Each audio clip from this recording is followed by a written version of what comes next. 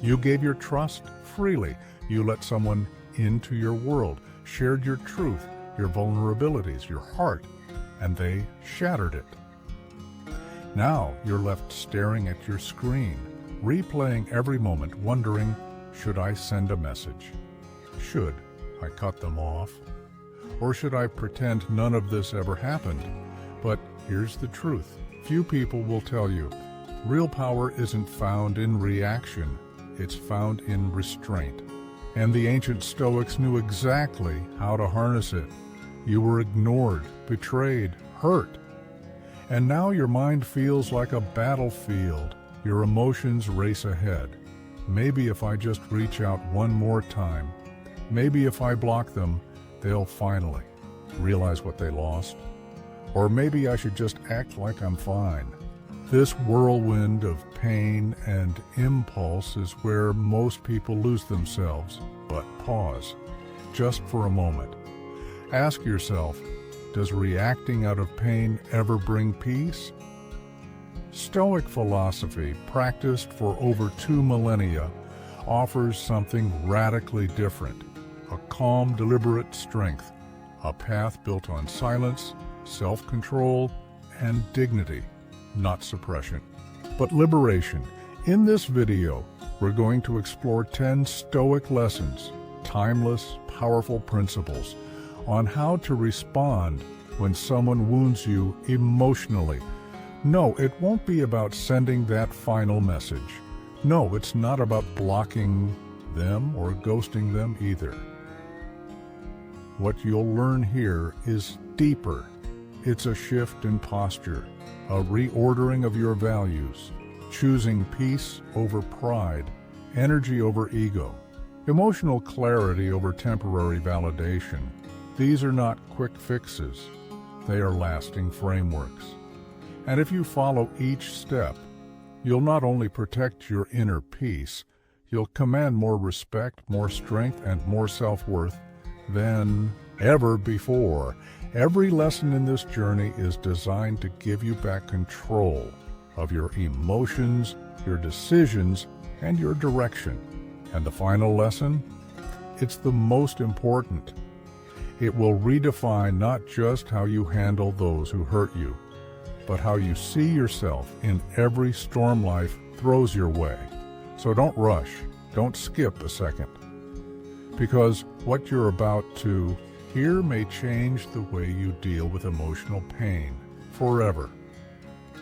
Now, before we dive in, I want to share a short story. A story that mirrors what so many of us go through, yet rarely talk about. Gabriel's story picks up where we left off. A man sitting in silence, no longer chasing explanations, but slowly turning inward in search of something deeper. Laura had vanished without a trace. No goodbye, no closure. Just silence, cold, abrupt, and sharp like broken glass. In the days that followed, Gabriel's mind became a storm. Thoughts raced, emotions clashed. He found himself rehearsing messages, scrolling through old conversations, debating whether he should call her, block her, anything that might break the unbearable emptiness. But something inside whispered, don't. Don't act out of desperation. Don't hand over your power to someone who walked away without a word. And that whisper grew stronger each day. One evening, while pacing his apartment, his eyes landed on an old book tucked away on the shelf, a gift from his grandfather. Meditations by Marcus Aurelius. He opened it at random, and there it was, a sentence that struck like lightning.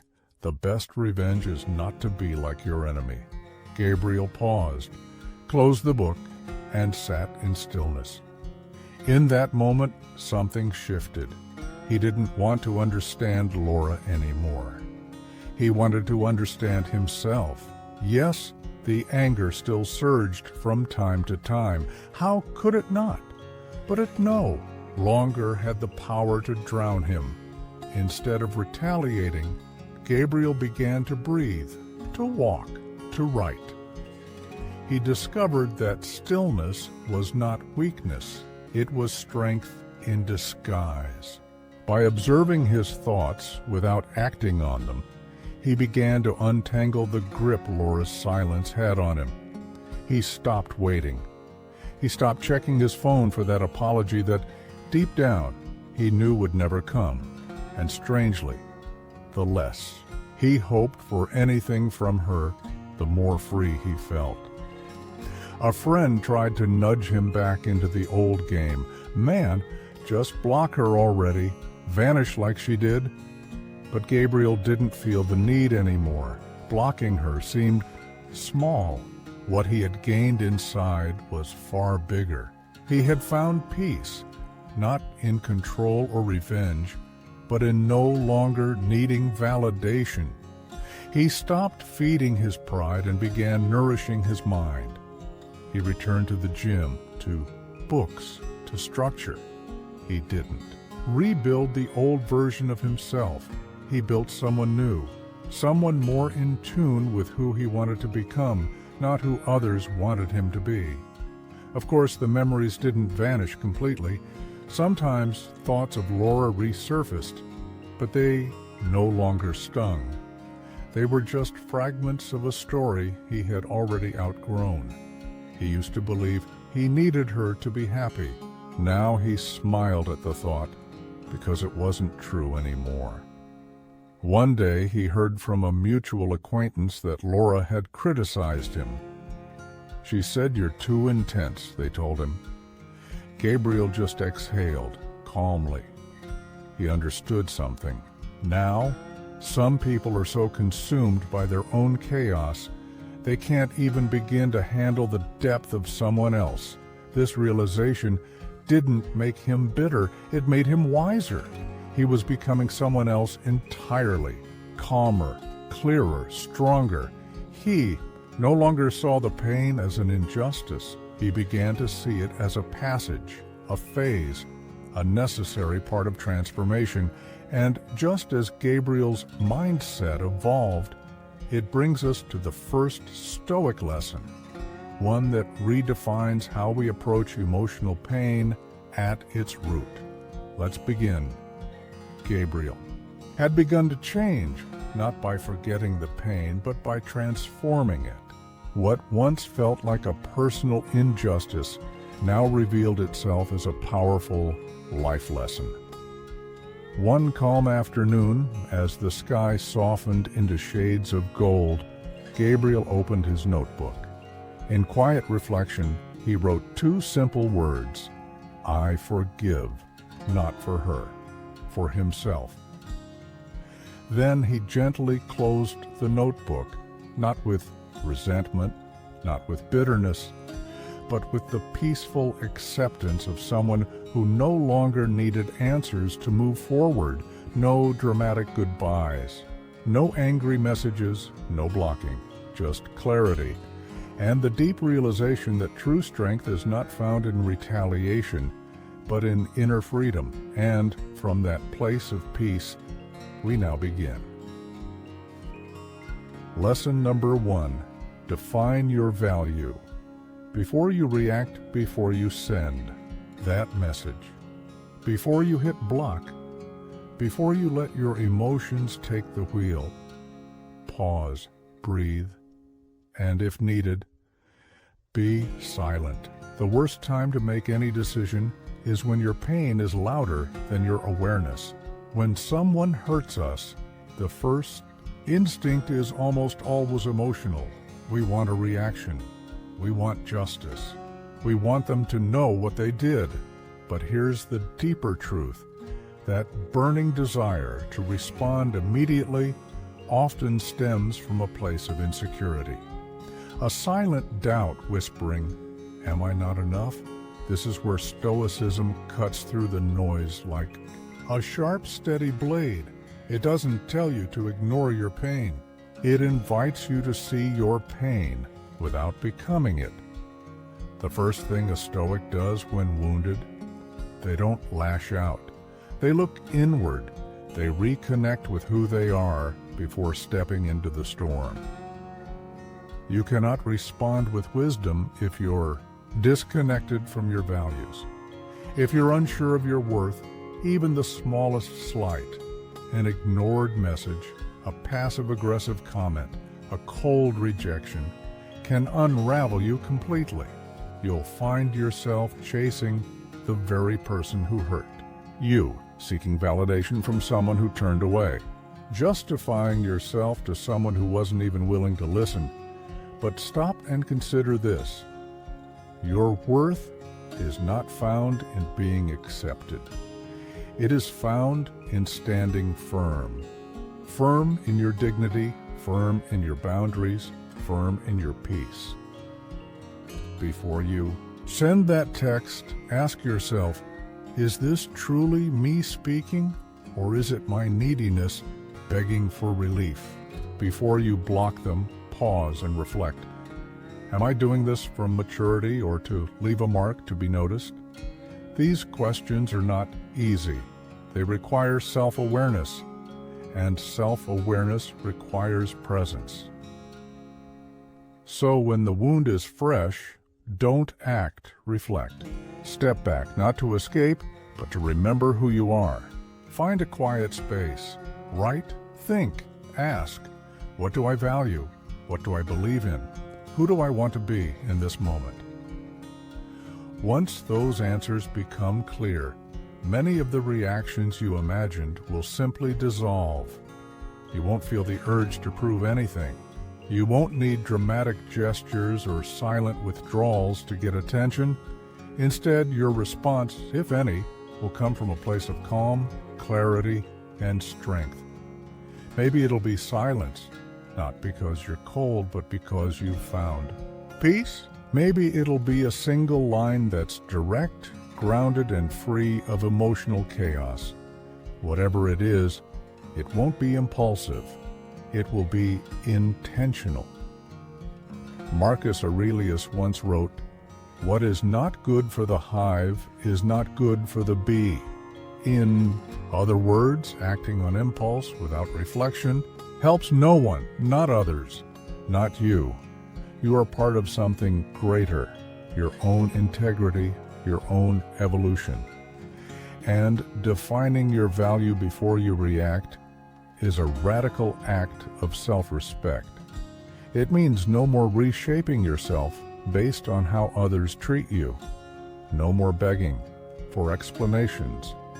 No more trying to decode the behavior of someone who never made the effort to be honest. Real strength isn't in appearing okay. It's in being okay, with or without closure, with or without an apology, with or without them. Once you define your value before reacting, something remarkable happens. You stop living in constant reaction and start living by conscious choice. And every choice made with awareness becomes an act of self-respect. In that space, no one, absolutely no one, can steal your peace or shake your core. Now, let's move to the second lesson. Lesson number 2, master your emotions. Don't let them master you. You've been hit. Maybe it was a careless word, a cold glance, or the silence that followed a deep connection. Sometimes the pain doesn't scream, it echoes in what was not said. And in just 1 second, a wave crashes over you. Anger, sadness, confusion, pride. A sudden, overwhelming urge takes over. Say something, prove something, make them feel what you feel. But here's the difficult truth. When you act in that state, it's not you making the decision. It's the emotion. Stoicism doesn't deny emotions. It never said you shouldn't feel. It says, feel deeply, but choose wisely. The Stoic master Epictetus wrote, "It's not things themselves that disturb you, but your interpretation of them." Let that sink in, because the moment you realize this, you unlock something powerful. You are not at the mercy of what happens.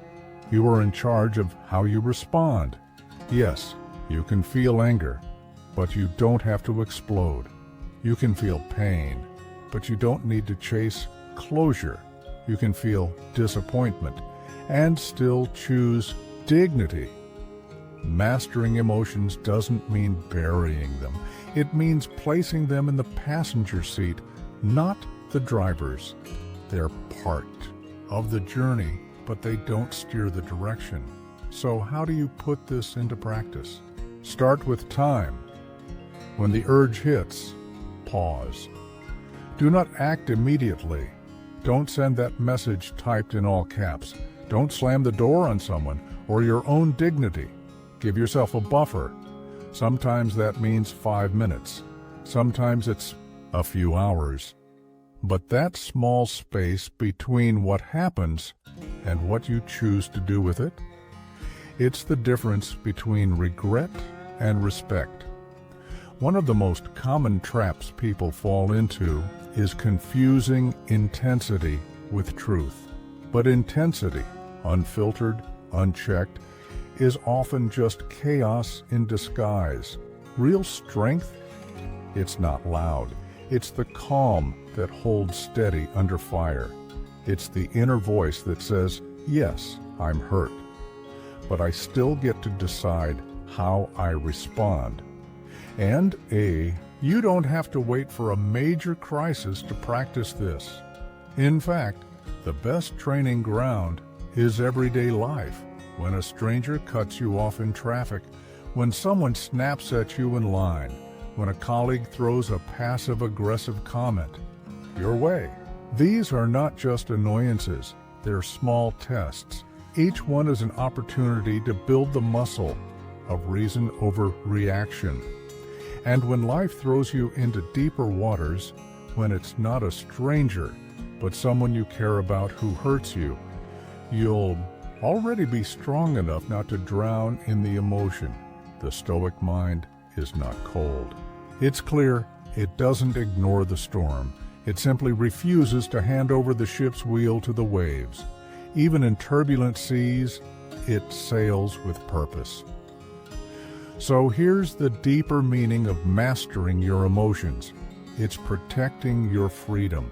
Because those who react without thinking are slaves to every trigger. But those who pause, who choose with calm, they are sovereign. They belong to themselves. And that kind of power, no one can take it from you. Once you begin mastering your emotions, something shifts inside. You start walking with purpose, not reacting blindly, but responding with intention. You feel what you need to feel, then lift your head and choose. Choose with clarity. Choose with self-respect. Choose with wisdom. Lesson number 3, don't seek emotional justice from the person who hurt you. You've been wounded. Someone lied to you, betrayed your trust, abandoned you when you needed them most, or worse, they stayed silent while your world cracked open. And now, you crave justice. Not the legal kind, emotional justice. You want them to realize what they did, to regret it, to feel the pain they caused you, to finally say, I'm sorry. At the very least, you want them to feel just a sliver of what you've had to carry. But here's the painful yet freeing truth. The person who hurt you may not be capable of seeing it. They may not have the emotional maturity to acknowledge their mistake, and you can't force awareness on someone still trapped in their ego. Stoicism teaches us a vital principle here. Peace begins the moment you stop searching outside for something. That only lives inside. Waiting for an apology is like waiting for a broken compass to point north. You can spend days, weeks, even months trying to explain your pain, trying to make them understand, but you'll find yourself stuck in the same place, circling the same wound, because emotional justice is an illusion. It creates the false belief that your healing depends on their remorse. But it doesn't. It never has. True healing begins the moment you accept this.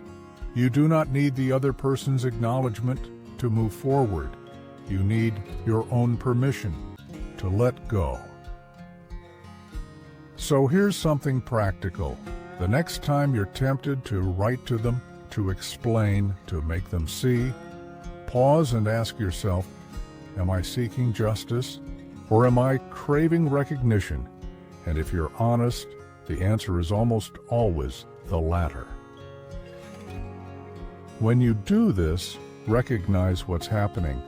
You're placing your peace in the hands of someone who has already proven they can't even hold their own. That's not strength. That's surrendering your freedom. Emotional maturity means releasing this need. Yes, you were wronged, but that doesn't mean you have to remain a prisoner to the wound. You don't need final words. You don't need perfect closure. You don't need to prove anything. You just need to keep walking. Marcus Aurelius said it best.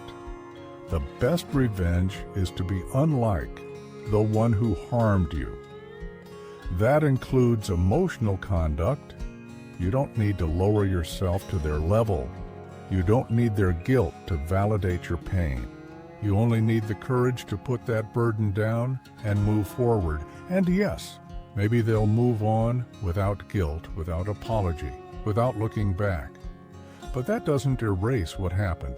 And more importantly, it doesn't redefine who you are. The emotional justice you seek isn't in their remorse.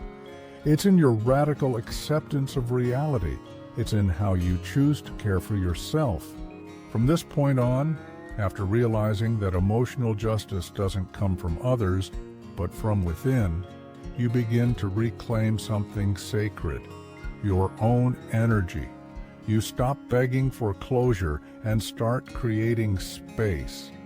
And in that space, you discover the quiet power of letting go, not from weakness, but from strength. Lesson number 4. Take back your power from other people's reactions. How many times have you been having a good day until someone didn't reply to your message? How often has your peace been shattered by a passive-aggressive comment or a cold response? How many times have you shrunk yourself, second-guessed your words, or sabotaged your joy simply because someone reacted in a way you didn't expect? Most of us don't even realize it, but every time your emotional state depends on someone else's behavior, you're handing over your power. It's as if you're silently saying, "My peace belongs to your mood. My worth depends on your reply. My confidence is tied to your validation." And that, whether we admit it or not, is dangerous. Stoic philosophy offers us a radical but liberating truth. The control of your life begins the moment you stop relying on others to tell you who you are. Epictetus put it sharply, "As long as you care what others think of you, you are their slave." When your emotions are held hostage by someone else's approval, your joy becomes unstable. Your self-esteem becomes a reflection of their attention or their neglect. And worst of all, your dignity gets caught in a game you never agreed to play. But here's the good news. There's a way out. And it starts with a conscious decision. Stop surrendering your emotional balance to other people's reactions.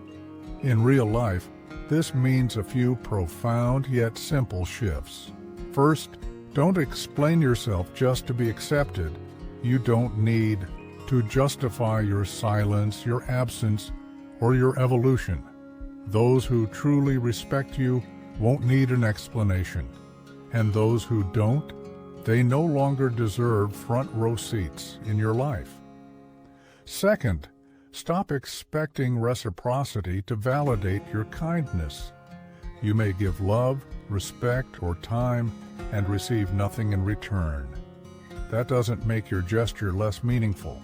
The quality of your actions is not defined by the reaction they receive. Third, observe your emotional response when someone ignores you. If their silence shatters your inner calm, perhaps the issue isn't their behavior, but how much power you've unknowingly given them over your sense of worth. Fourth, learn to remain still when others try to provoke you. The person who truly owns their mind doesn't fall into emotional traps. You don't need to match their tone. You don't need to throw back what was thrown at you. Sometimes the greatest show of strength is not reacting. Taking your power back doesn't mean becoming numb or indifferent. It means learning how to remain whole, even when the world doesn't behave the way you hoped. Marcus Aurelius once wrote, "If someone can provoke you, it means you still have work to do." It's not about coldness. It's about maturity. It's about growth. Because once you stop chasing approval in every glance, every comment, every seen message, a quiet but powerful freedom arises. You stop being a puppet of other people's moods. You become someone who chooses clearly, calmly, intentionally how you will feel and how you will move forward. So keep this close.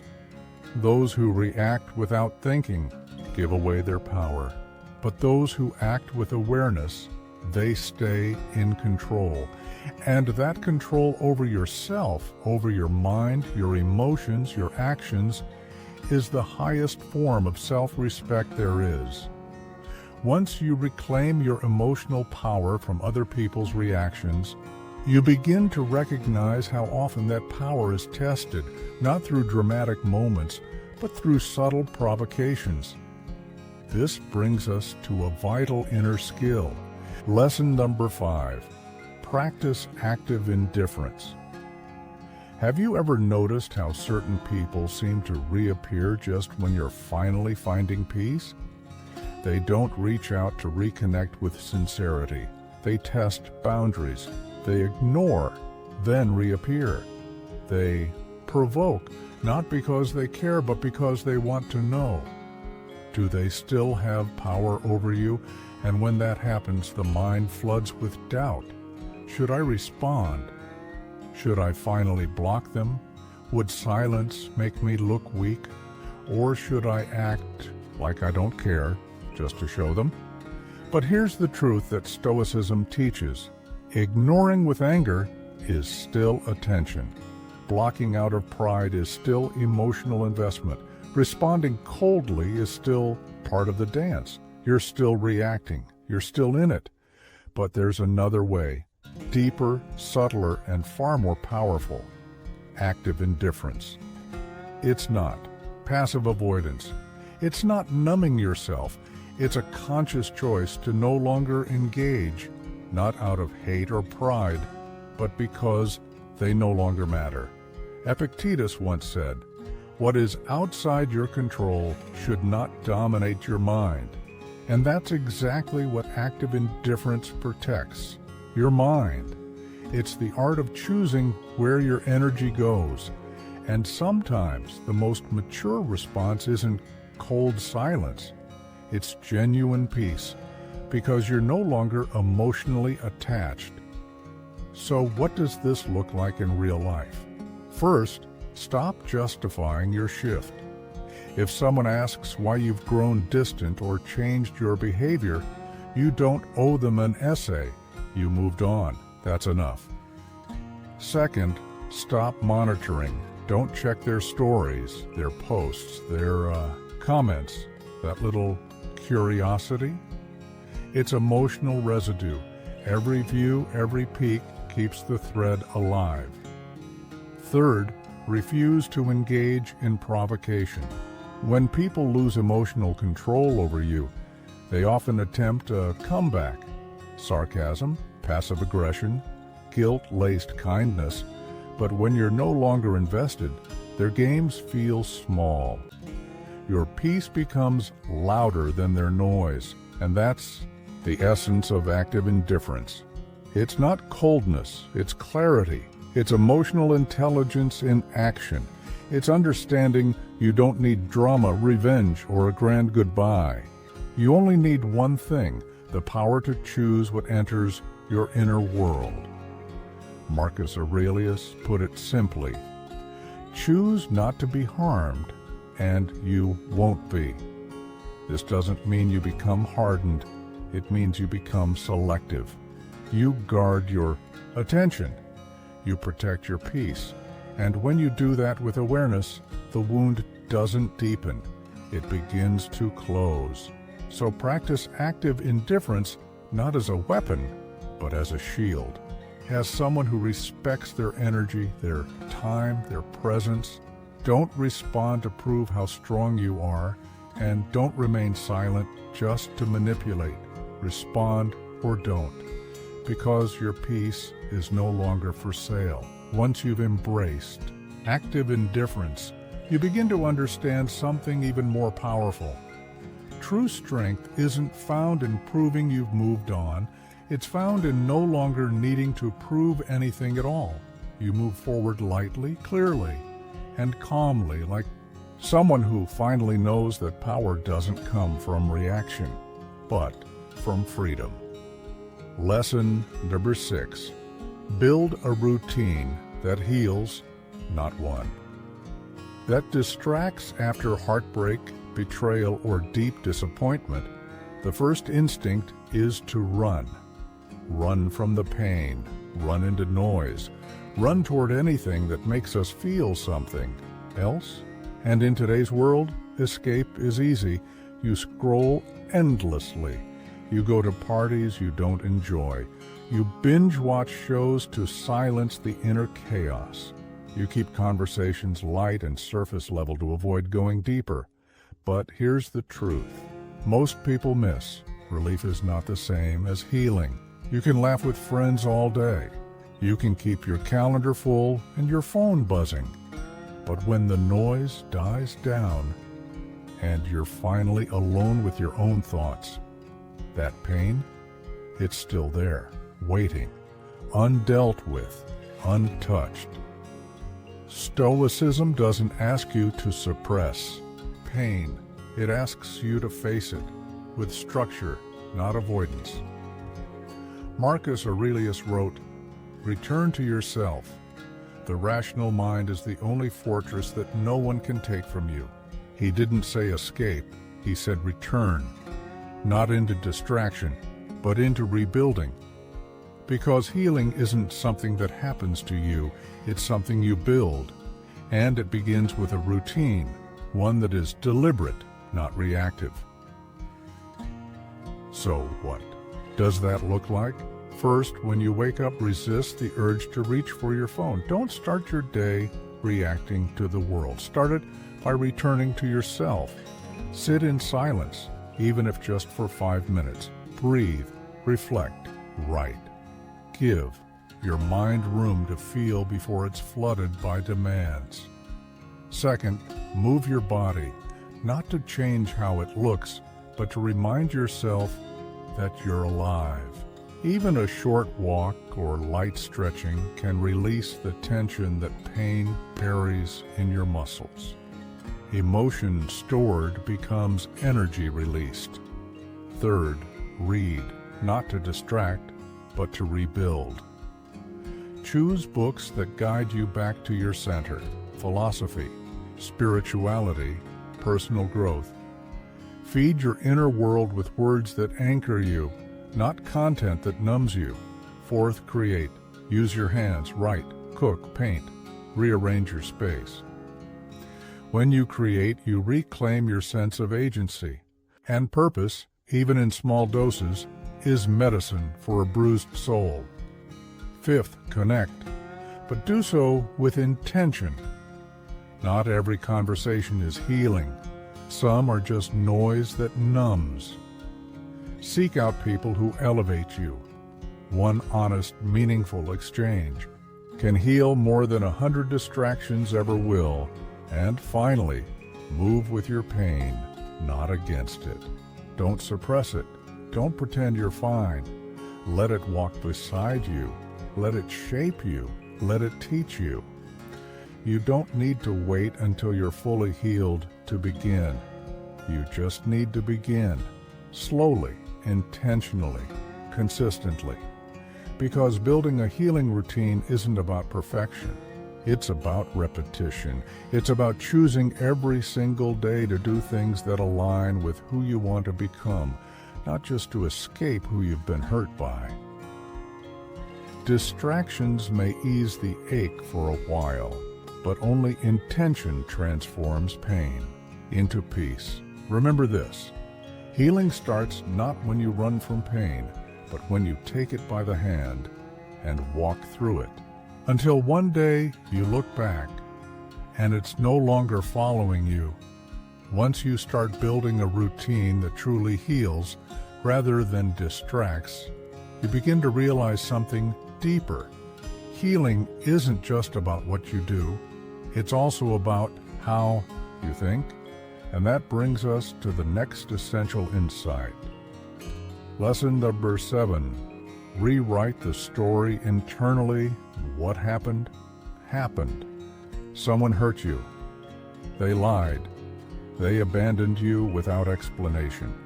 They stayed when their affection had already left. They made you feel invisible in moments when you needed to be seen the most. And no matter how much time passes, there are still moments, quiet ones, where it all comes flooding back. But here's a difficult truth that few people say clearly. What's hurting you now isn't the event itself anymore. It's the meaning you continue to give it. That's where Stoicism steps in, not to erase the past, but to liberate you from how the past defines your present. Epictetus wrote, "It's not the events that disturb us, but our interpretation of them. And when you truly grasp this, it changes everything." No, you don't have the power to undo what happened, but you do have the power to rewrite the narrative you carry inside. And this isn't about pretending nothing happened. It's not about ignoring the wound. It's about changing the role pain plays in your story. You shift the spotlight. You stop letting the pain be the main character. You start taking the lead. So how do you do this? It begins with a single question. How do you tell the story of what happened to you?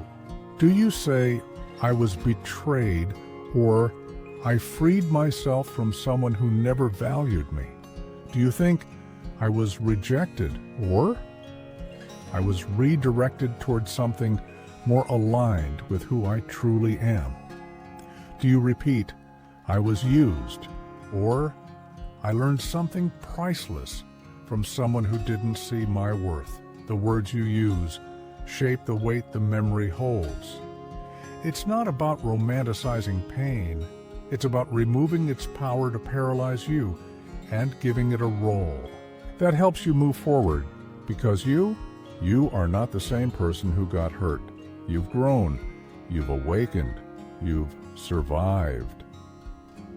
So, why carry the same version of the story, as if you're still stuck in that old chapter? Rewriting the story inside yourself is an act of strength. It's a declaration. I am no longer a victim of what happened.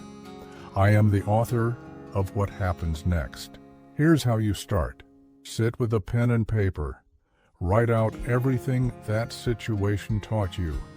Name the red flags you ignored, the hard truths that woke you up, the boundaries you now honor, the strength you discovered when you thought you had none left.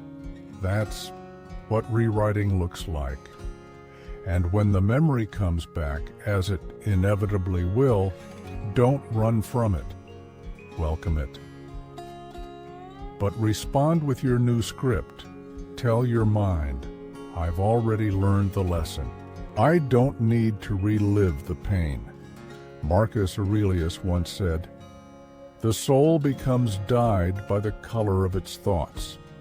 If you continue to paint your memories in the colors of heartbreak and betrayal, you'll never see the shades of freedom that healing brings. But change the lens, and you change the emotion. Change the emotion, and you change the direction of your life. You're not trapped by what happened. You're only trapped by the story you keep telling yourself about it. Once you begin rewriting your story internally, you unlock a profound truth. The prison of pain doesn't live in what happened. It lives in how you keep reliving it. And the key to that prison? It's already in your hands, your mindset, your interpretation, your awareness. Lesson number 8. Don't expect empathy from those who live in ego. You gave them your sincerity. You showed up fully, open-hearted, honest, and intentional. You paid attention to the little things. You were clear about your feelings. You didn't play games. And still, you were met with coldness, dismissiveness, indifference that cut deeper than any harsh word. And what hurt most? It wasn't just the action. It was the complete lack of recognition, the silence, the absence of empathy. You may have asked yourself, how can they not see what they did? Do they really feel nothing, not even a flicker of guilt? And that's when the cycle begins, the craving for a sincere conversation, for a heartfelt apology, for just one moment of awareness. But that moment, it doesn't come, and in many cases, it never will. Here's what Stoicism teaches us in times like this. Do not expect from others what they are not yet capable of giving, Marcus Aurelius wrote. When you wake up each morning, say to yourself, today I will meet ingratitude, falsehood, arrogance, not to become pessimistic, but to emotionally prepare yourself so you're not crushed by the behavior of those still asleep in their own ego. And that's the hard truth. Those who live in ego cannot see you. They are too absorbed in their own reflection, their wants, their image, their narrative. Expecting empathy from someone like that is like seeking water from a dry well. You'll only walk away more thirsty, more disappointed, more depleted. So what can you actually do with this? First, accept reality, not as you wish it were, but as it is. If someone hurt you and doesn't even acknowledge it, that speaks volumes about their emotional awareness and says nothing about your worth. Don't internalize their blindness. Don't let their lack of empathy make you question your truth. Second, stop chasing closure through conversations that only wear you down. You don't need to explain your heart to someone who refuses to feel. The right words given to the wrong person are wasted energy. Third, redirect that energy. Take all those unanswered expectations and pour them into something that builds you. Strengthen your boundaries. Sharpen your focus. Surround yourself with people who understand emotional depth, and leave those who don't where they belong, outside. Your peace, and finally understand this fundamental truth. Empathy cannot be demanded, it can only be offered. And when it's absent, the silence speaks louder than words ever could. In that silence, you'll learn one of life's most difficult and freeing lessons. Not everyone will be aware of the harm they caused, but you can be deeply aware of the good you still deserve. Epictetus reminds us, wisdom lies in accepting what we cannot control. You cannot control another person's emotional evolution. You cannot force them to reflect, to feel, or to grow. But what you can control is your choice to no longer wait. From now on, move forward with no expectation, no forced dialogue, no clinging to hope, where there is no willingness to listen. Don't expect empathy from those still ruled by ego. Instead, expect awareness from yourself and cultivate it daily, because that is what will truly set you free. Once you stop expecting empathy from those trapped in ego, something shifts within you. You no longer wait for validation. You begin turning inward for awareness, for direction, for peace. And from that clarity, a question begins to surface. What can I do with this pain? Lesson number 9. Use pain as fuel to grow. Pain comes in many forms. Sometimes it arrives quietly, through silence that echoes louder than words. Other times it hits like a storm, sharp remarks, unexpected endings, or rejections that leave you breathless. It dismantles your world, shakes your foundation, and for a while everything loses meaning. You ask yourself, why? Why did this happen? Why now? Why me? And that's the most dangerous moment, the exact instant when pain whispers the lie that you've lost. Lost time, lost love, lost dignity, lost your strength. But don't believe it, not so quickly, because while pain may seem like an ending, it can also be a beginning. It can be a turning point, a rupture that later reveals itself to be the very force that moved you forward when you didn't even know you needed to be moved. Stoicism never glorifies pain. It doesn't tell you that suffering is beautiful, but it does tell you something powerful. You have a choice. You can let pain break you, or you can let it build you. Epictetus once said, "No great person has ever become great without pain." And Marcus Aurelius reminded us, "You have power over your mind, not outside events. Realize this, and you will find strength." You don't have to control what happened, but you can control what you do with it now. And the very first step? Stop running. Stop hiding behind distractions. Stop diving into empty relationships just to numb the emptiness. Don't drown yourself in screens, noise, or busyness. Face the pain. Acknowledge it. Let it speak. It hurts, and that's okay.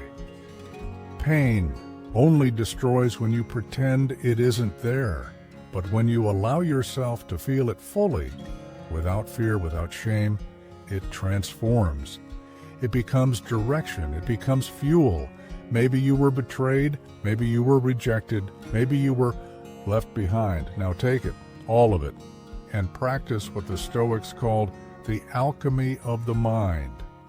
Turn pain into strength, not to prove you're fine, but to become fine. So what does that look like?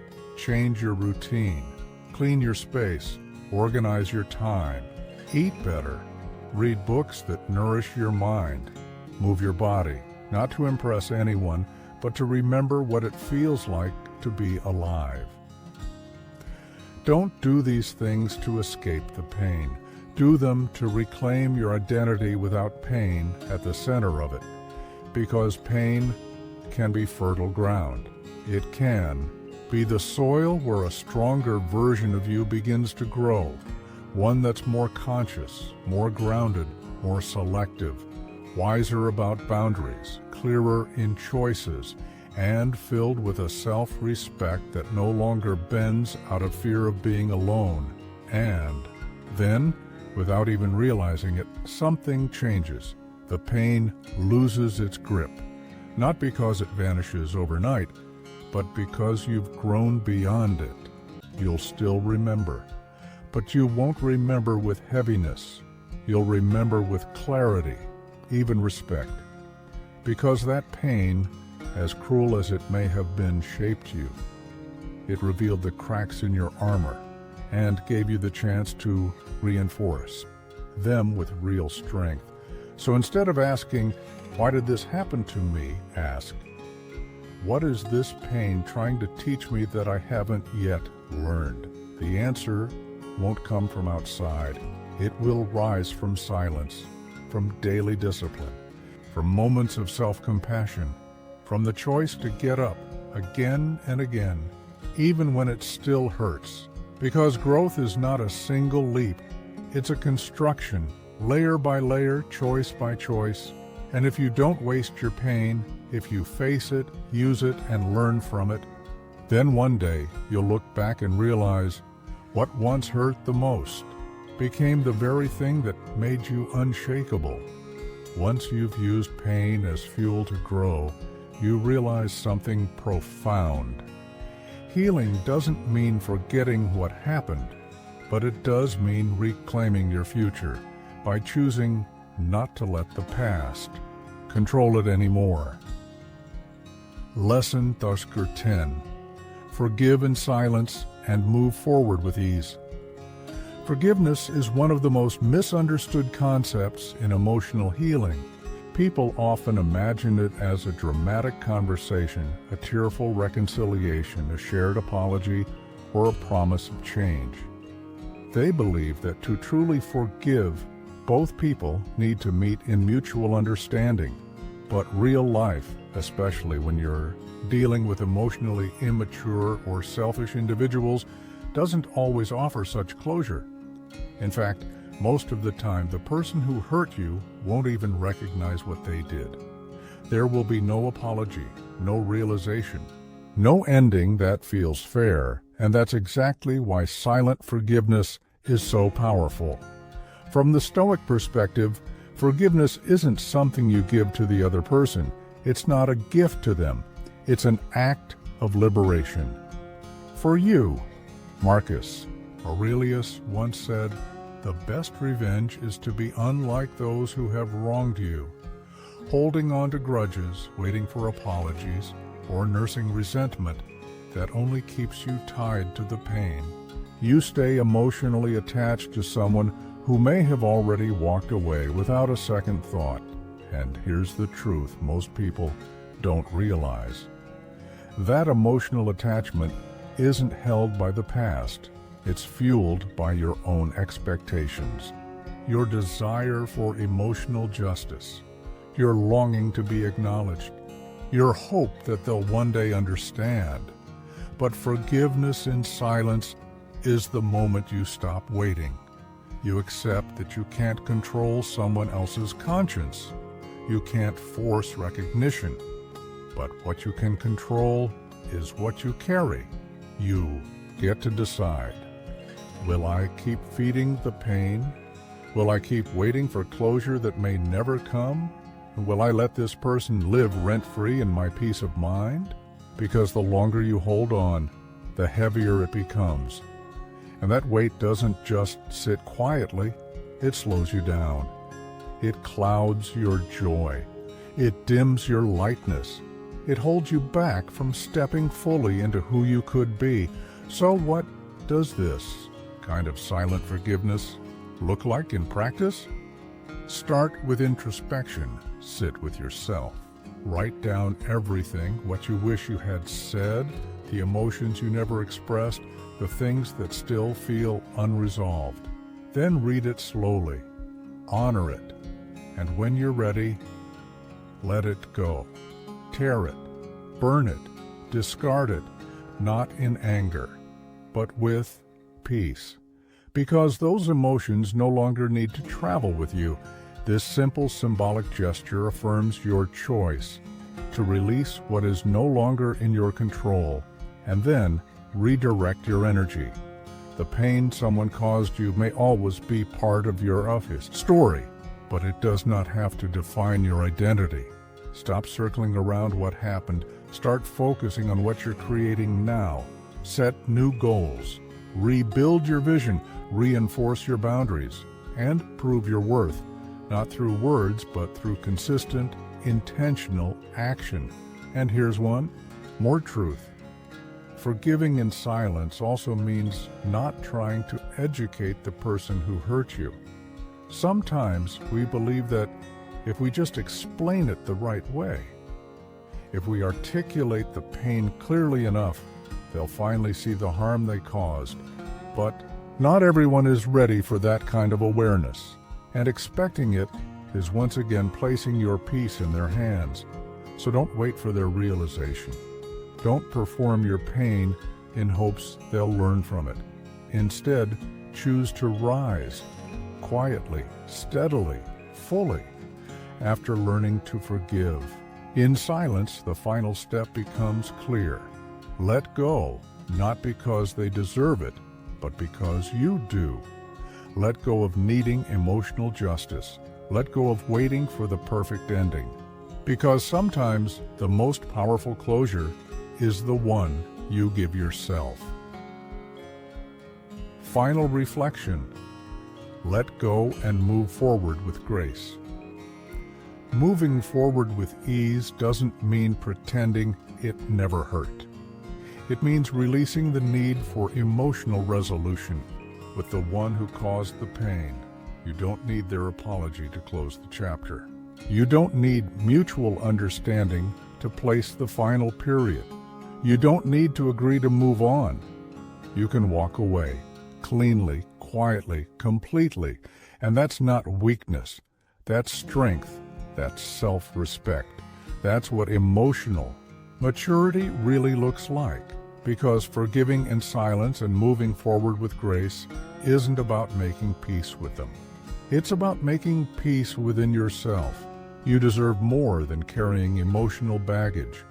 You deserve the freedom to feel light again, to reclaim your energy, to open space inside your heart for peace, clarity, and quiet joy.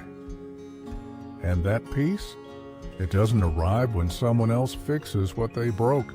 It arrives the moment you decide to stop carrying what's not yours to hold, even if you never got the closure you thought you needed. Even if the apology never came. Even if they never understood the damage they caused, you can still be free. If you've made it all the way here, I want to take a moment to acknowledge you. Very few people have the courage, patience, and discipline to sit with uncomfortable truths, to seek wisdom, and to choose healing over escape. The fact that you're here, still watching, still reflecting, means you've already taken a huge step toward genuine emotional freedom. You didn't run from your pain, you chose to learn from it, and that choice changes everything. So now I invite you to share. What resonated most with you in this video? Was there a specific lesson that felt personal, that mirrored something from your own story? If you feel like opening up, I'd love to read it in the comments. And if you don't feel like saying much today, just write gratitude. That one word will let me know you stayed until the end. And I'll be honored to have walked this journey with you. If you haven't yet, consider subscribing. It helps me continue creating content grounded in Stoic wisdom, so more people like you can find the clarity, strength, and inner peace they deserve. At the end of this video, I've placed 2 more lessons that will deepen your understanding of Stoicism and help you face life with even more confidence and calm. Pick one. Continue the journey, and remember, the world may be loud and chaotic, but your mind, it can be a sanctuary, a place of stillness, a home for peace. Stay strong, and I'll see you in the next video.